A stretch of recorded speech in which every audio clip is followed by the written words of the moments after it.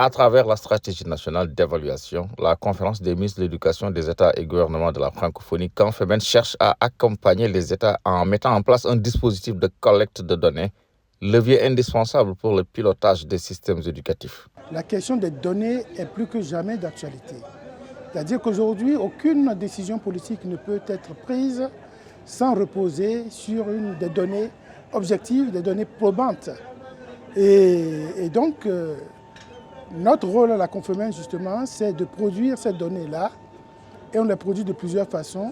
Je crois qu'en essayant d'avoir un cadre harmonisé qui répond aux préoccupations internationales et qui prenne en compte les bonnes pratiques, ça ne fait que renchérir et renforcer ce qui existe déjà et donc promouvoir en tout cas une gestion du système éducatif basée sur des évidences claires et pour soutenir la prise de décision politique.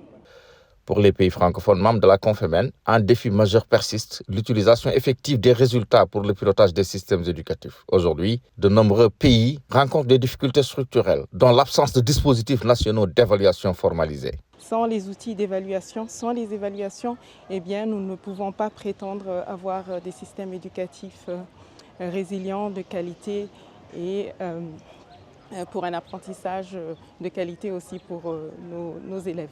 Il y a des lacunes effectivement au niveau des ressources humaines.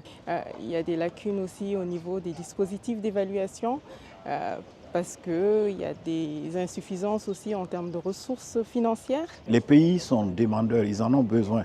Parce que pour piloter ton système, si tu n'as pas de bonnes évaluations régulières des acquis, tu n'as pas de boussole, tu n'as pas d'indicateur.